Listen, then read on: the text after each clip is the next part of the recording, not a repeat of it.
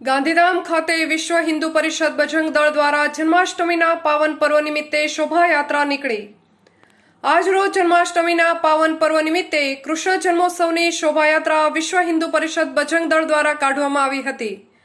નર નારદ કોશર મહાદેવ મંદિર લીલાશાહ નગરથી શરૂ કરી મુખ્ય બજારમાં 51 મટકી ફોડનું આયોજન કરાયેલ હતું, જેમાં વિશ્વ હિન્દુ પરિષદ અને બજરંગ દળના કાર્યકર્તાઓ દ્વારા તેમજ પોલીસ સ્ટાફ તેમજ બહેનો દ્વારા મટકી ફોડીને આનંદમય રીતે ઉત્સાહને ઉજવાયો હતો।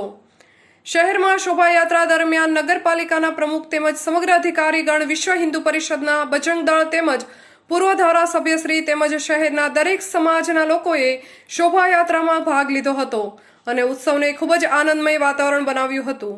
આ શોભાયાત્રા ઝંડા ચોક ખાતે પૂર્ણ કરાઈ હતી। Reporter Rathod Dharamsinh, TV 18 news, Gandhidham, Kutch.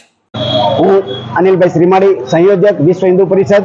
આજરોજ જન્માષ્ટમીના શુભ અવસરે વિશ્વ હિન્દુ પરિષદ તરફથી નર નારાયણ મંદિર લીલાશાહ નગરથી અમે શોભાયાત્રાનું ચાલુ કર્યું હતું અને માર્કેટમાં થઈને સમગ્ર માર્કેટમાં 41 મટકીઓનો મટકી ફોડનો પ્રોગ્રામ ચાલુ 51 મટકીનો ફોડવાનો પ્રોગ્રામ કરેલો હતો।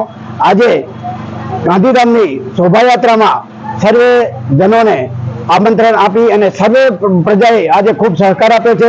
આવી વરસાદની સિઝનમાં ખૂબ જ બહોળી સંખ્યામાં દર્શનાર્થીઓ હાજર રહ્યા હતા અને આજે અમારો વિશ્વ હિન્દુ પરિષદ તરફથી શોભાયાત્રામાં ખરેખર સૌ કહું પધાર્યા છો એ બદલ હું સૌને અભિનંદન આપું છું, સૌને શોભાયાત્રાના શુભેચ્છાઓ પાઠવું છું અને આવી રીતે જ અમારી જન્માષ્ટમી નિમિત્તે જે બી શોભાયાત્રામાં આવ્યા છો અને આપણે સરકાર તરફથી આપ્યો છે એમાં જે બી દાતાઓએ બી આપ્યો છે એમને બી અમે અભિનંદન પાઠવીએ છીએ, એમને બી શુભેચ્છા પાઠવીએ છીએ।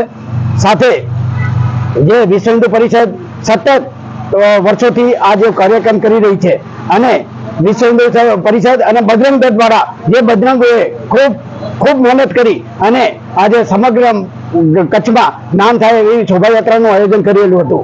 જય શ્રી રામ।